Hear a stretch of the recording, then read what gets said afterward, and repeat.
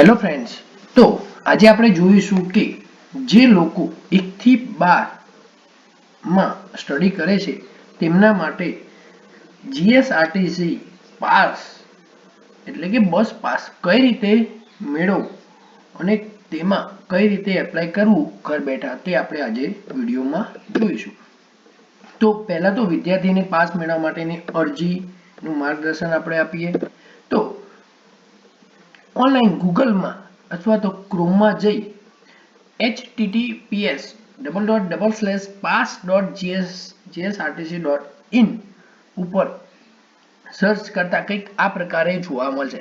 એમાં અહીં જે દર્શાવેલું છે કે સ્ટુડન્ટ પાસ સિસ્ટમ અને બાજુમાં લખ્યું છે કે પેસેન્જર પાસ સિસ્ટમ. પેસેન્જર મતલબ પેસેન્જર પાસ જેને કઢાવવાનો છે તે, અને સ્ટુડન્ટ મતલબ કે જે સ્ટડી કરે છે તેમના માટેનો પાસ નીકાળવાનો હોવાથી આપણે અહીં સ્ટુડન્ટ પાસ ઉપર ટીક આપશું.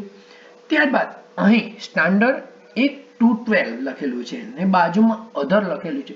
તો જે 1 થી 12 માં સ્ટડી કરે છે તેમને અહીં 1 થી 12 ઉપર ટીક કરવાનું, અને જો કોઈ એવી વ્યક્તિ હશે જે કોલેજમાં સ્ટડી કરતી હશે તો એમને અહીં અધરમાં ટીક આપવાનું રહેશે. પણ આપણે આજે જોઈશું કે જે સ્ટુડન્ટો 1 થી 12 માં સ્ટડી કરે છે તેમના માટે બસ પાસની અરજી ફોર્મ કઈ રીતે ફિલઅપ કરવું.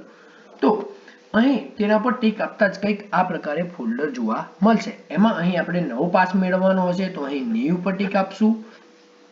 જો આપણે પહેલેથી જ પાસ નીકાળેલો હશે તો અહીં આઈડી કાર્ડ નંબર ને આપણી જન્મ તારીખ દાખલ કરશું. પણ આપણે અહીં નવો પાસ નીકાળવાનો હોવાથી અહીં આપણે નવા પાસ ઉપર ન્યૂ ઉપર ટીક આપશું.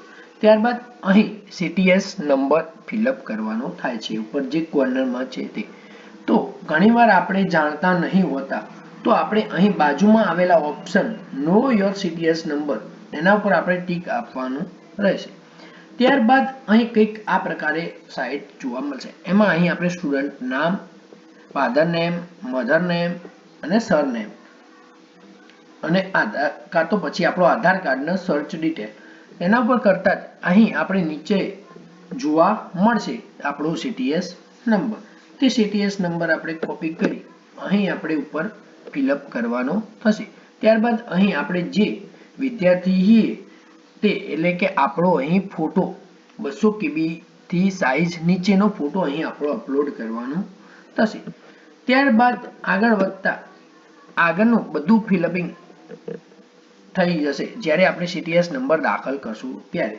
ત્યારબાદ અહીં આપણે આપણું કાયમી સરનામું અને હાલનું સરનામું જો સેમ હશે તો અહીં સેમ ઉપર ટીક આપશું, નહીં હોય તો બંને આપણે અલગ અલગ દાખલ કરશું. ત્યારબાદ નીચે આગળ વધતા અહીં આપણે જે સ્ટેન્ડ એટલે કે જે જગ્યાએથી આપણે ચડવાનું છે અને આપણે કઈ જગ્યાએ ઉતરવાનું છે તે અહીં લખવાનું થશે. તો અહીં પહેલા બોક્સમાં આપણે ચડવાનું સ્થળ લખીશું. ત્યારબાદ અહીં જ્યાં ઉતરવાનું છે તે અહીં આપણે સ્થળ લખીશું. ત્યારબાદ આગળ વધતા અહીં આપણે રૂટ લખવાનો છે તે કે આપણે કયા રૂટ માંથી પસંદ થવાનું છે, કયા રૂટ ઉપરથી જવાનું છે તે અહીં આપણે પસંદ કરવાનું રહેશે.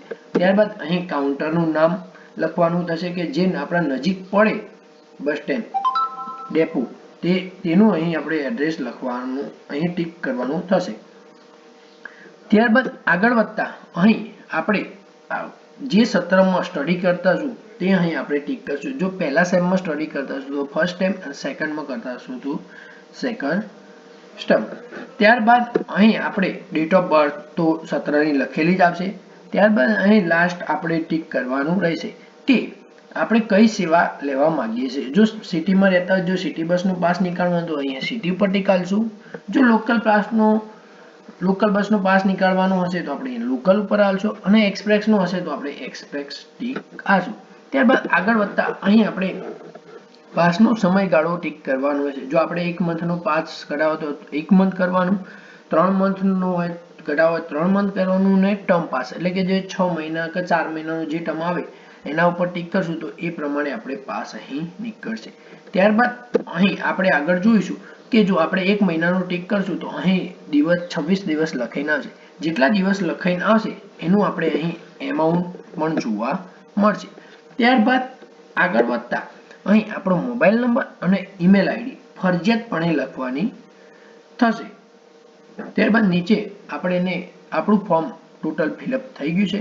ત્યારબાદ અહીં નીચે સબમિટ ઉપર ટીક હાલતા કંઈક આ પ્રકારે આપણું એપ્લિકેશન નંબર જનરેટ થશે તે જોવા મળશે. એપ્લિકેશન નંબર જનરેટ થઈ ગયા પછી અહીં આપણે નીચે જે બોક્સમાં દર્શાવ્યું છે તેમાં આપણે આપણી જન્મ તારીખ લખી અહીં ડાઉનલોડ એપ્લિકેશન ઉપર ટીક આપશું. તરત જ આપણું ફોર્મ કંઈક આ પ્રકારે ડાઉનલોડ થઈને જોવા મળશે. અહીં આપણો ફોટોનું બધું ફિલઅપિંગ જોવા મળશે. ત્યારબાદ અહીં આપણે પ્રિન્ટ કરી આપણે કાઉન્ટર ઉપર જમા કરાવવાની થશે. ત્યારબાદ આપણું એપ્લિકેશન થઈ ગયા પછી આપણી એપ્લિકેશન જાય છે આપણા પ્રિન્સિપલના જોડે, એટલે કે આપણે આપણા પ્રિન્સિપલ જોડે આપણે એપ્રુવ કરાવવાની થશે. જો એપ્લિકેશન આપણે સર્ચ કરવી છે કે કેટલે પોકી તો અહીં ટ્રેક યોર એપ્લિકેશન ઉપર ટીક આપવાનું છે. ત્યારબાદ અહીં આગળ વધતા અહીં આપણો એપ્લિકેશન નંબર એટલે કે અરજી નંબર અને ત્યારબાદ અહીં આપણે જન્મ તારીખ લખવાની થશે. ત્યારબાદ અહીં આપણે સર્ચ કરશું તો કેટલી એપ્લિકેશન પોકી છે તે અહીં આપણે નીચે જોવા મળશે. જો આપણી એપ્લિકેશન અહીંથી ફિલઅપ થઈ જશે, અહીં મિડલમાં જોવા મળે છે કે પ્રિન્સિપલ એપ્રુવલ બાકી છે. જો પ્રિન્સિપલ એપ્રુવ થઈ જાય પછી આપણે કાઉન્ટર ઓફિસે જઈ અને આપણું ફોર્મ આપણા ડોક્યુમેન્ટ જમા કરાવી ત્યાંથી આપણે પાસ મેળવવાનો રહેશે. અને જો આમાં કંઈક ક્ષતિ રહી જાય અને કોઈ ડોક્યુમેન્ટમાં કંઈક ક્ષતિમાં ભૂલ પડે તો નીચે મારા વિડીયોમાં કોમેન્ટ કરી જણાવી શકો તો હું તમારી ક્વેરી સોલ્વ કરી શકું. જો વિડીયો સારો લાગ્યો હોય તો લાઈક, સબસ્ક્રાઇબ, કોમેન્ટ કરજો.